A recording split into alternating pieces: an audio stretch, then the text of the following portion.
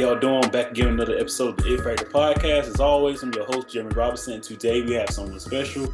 Go ahead and introduce yourself. Hi, y'all. I'm Myreanna Bebe from Florida, and I go to the University of Tennessee. Indeed. So with that being said, how are you doing mentally, physically, and emotionally? I'm honestly doing really good. I really can't complain.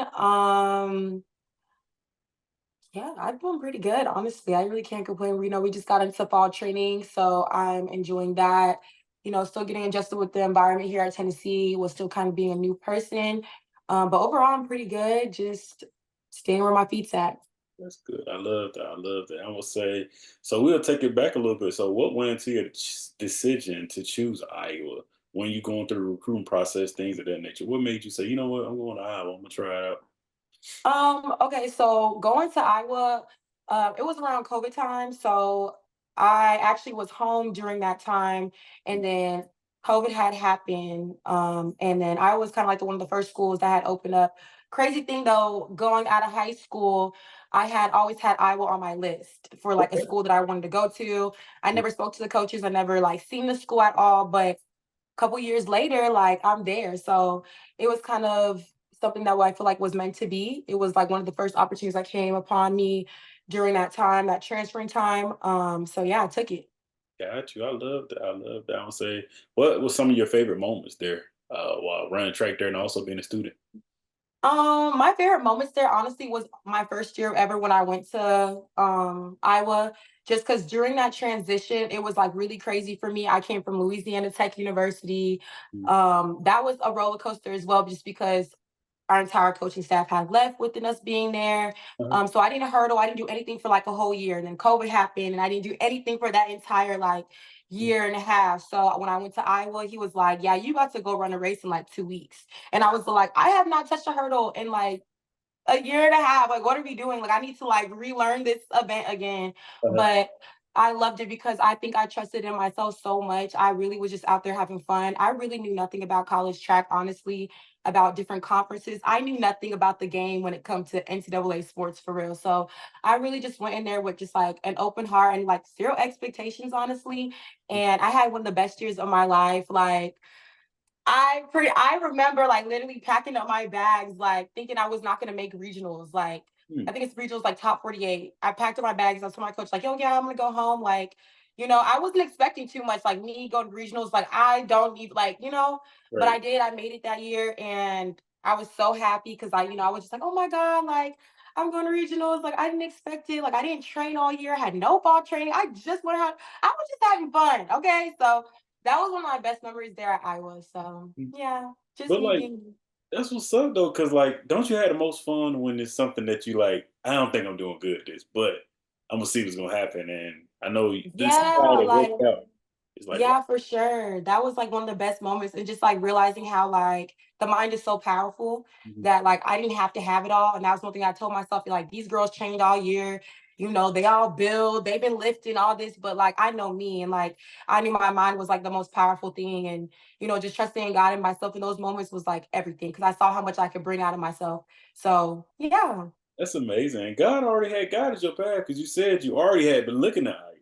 So once Mhm. everything happened, look how good it Yeah, yeah. Iowa was for sure like even anyone you ask now that has asked me, like they will tell you, like Miranda will tell you that Iowa was for sure something that had like that was a part of her journey because that was a school for me that I will forever cherish. Like they helped me, they developed me so much in so many different ways.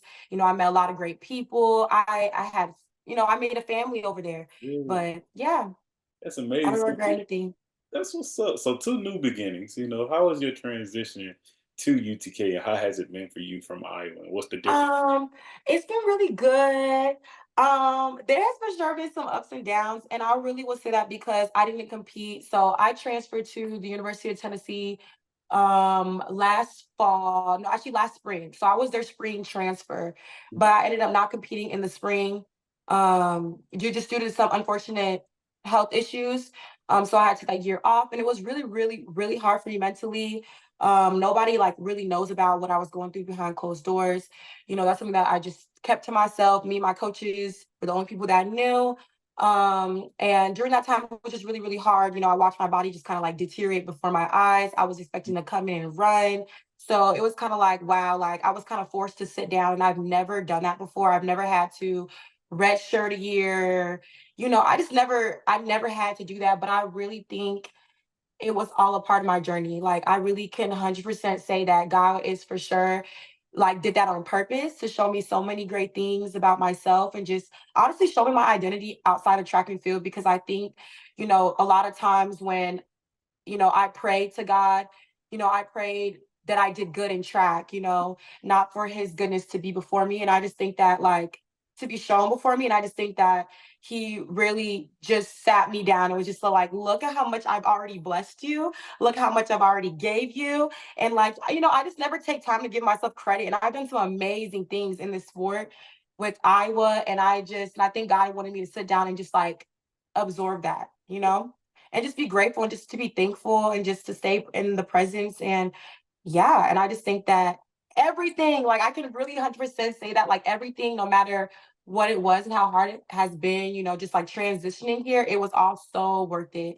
And Yeah, it was painful. Trust me, like what I went through was so hard. Nobody, like I said, knows, but it has made me so much stronger and has given me a whole new perspective on life and the sport. So I'm really ready to get after it this year. indeed, indeed. I can't wait to see it. So, what's your it factor? Why do you do what you do? Um, I do what I do really for me. And my brother was really one of the main factors of why I decided to run track and field. Mhm. I had a brother that passed away in 2016 in a really huge tragedy. And he has really been my it factor. I remember before my brother had passed away, he had told me, like, Miranda, go try for track and field. This is when I was going into high school. And I was like, I'm not doing track and field. Like, I'm a gymnast. No, I don't do that. And he was like, go try it out. So I ended up trying it out and I was just like, okay, like I guess I can run. Like, like my coach was like, oh my God, like she's flexible, she can run, like let's try out hurdles. And it really just like went from there. But my brother is really like my X factor and everything that I really do. He was one of my bestest friends in the entire world. And he always supported me and everything. So any track meet that I'm at, I always feel my brother's presence in that room. I always can feel him being with me. I always even ask him, to guide me through these hurdles. I ask God to put my angels around me, which is him. So he's really just everything to me, like everything. Gotcha. Seriously. I love that. I love that. Sorry for your loss. I Thank was. you. Who are you outside of all the things and what you're known for? Who are you? I am an authentic Black woman. I'm an amazing authentic Black woman that, loves to be honest and true to herself. I live my life for me. I love to read, I love to write, I love to journal. I love to really just do anything that really makes me feel grounded and keeps me grounded. But yeah, I like to be I'm just really just trying to be the change that I want to see. That's something that I live by and I say to everybody. Like if I could really describe me and what I strive for in this life, it's just to be the change that I want to see. Mhm. And yeah, Why is it important to be the change that you want to see? it's important because there's so much going on. I feel like there's a lot of people that talk about it, but I want to be somebody that is about it and that when people look at me, they see that I'm trying to be the change that I want to see and that I'm about and I am who I say I am. That's really what it is. I love that. I love that. I love how you are unapologetic. You from this one meeting time, and you that's what's up. Going to take you a long way. Definitely. Thank you. Thank you.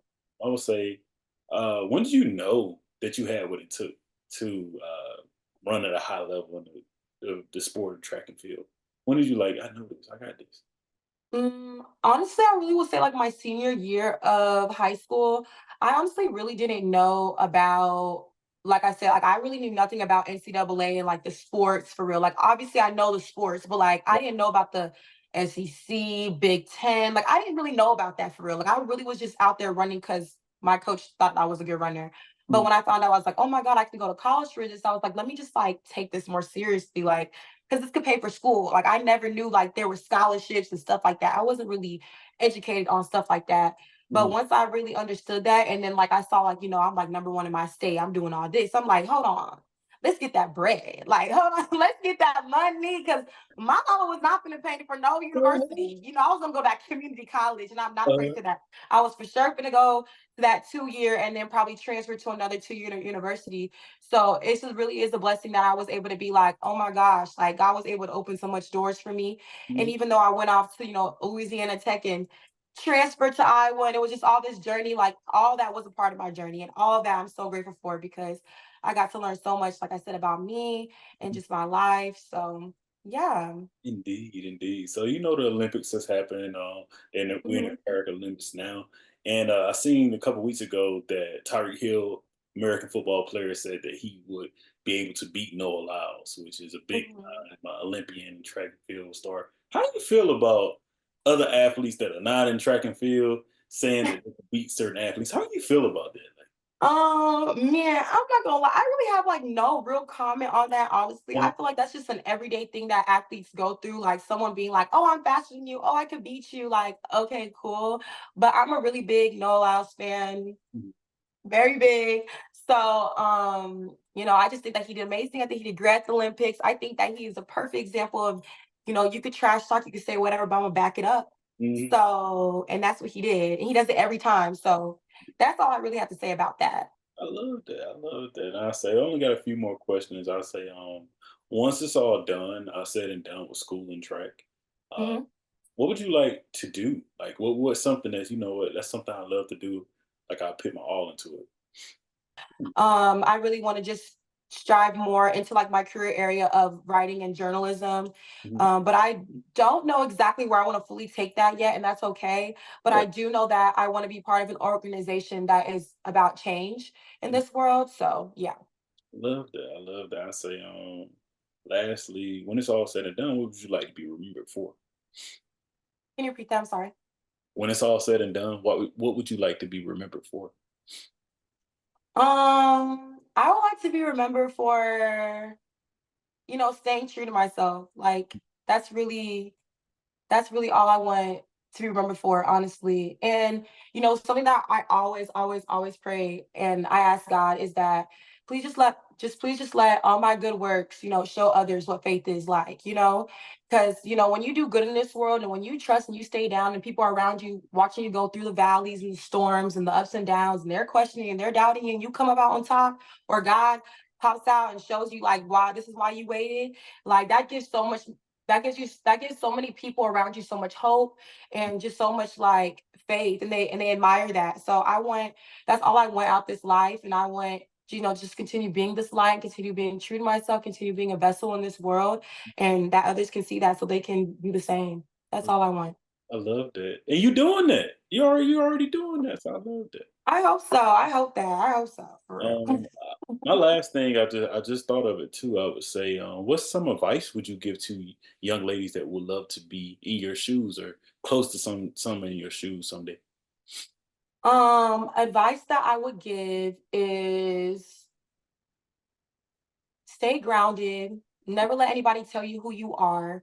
The hard times are never the hard times. The sun will shine again. I promise you the sun will shine again. The sun has to shine if it rains. Mhm, And just to trust yourself in everything that you do in this life. And, you're still learning, and the mistake that you made, take them as a grain of salt, mhm, and let there be room to grow. Really, be open to change, be open to growing, mhm. and yeah. Indeed, I love that. I love that. Look, that's gonna be the snippet for the day. That was good. I'll say, do you have any questions for me? I do not. Thank you so much for having me. It was a great conversation. And I was able to show a little bit of my personality because people don't really know me for real. Mhm. So, yeah. Indeed. Well, the episode will be coming out soon. Look, we got each other communication, so I'll be talking to you soon. You ever need anything, let me know. And I'm gonna be sending that information to you too. So Yes, please. Thank you so much.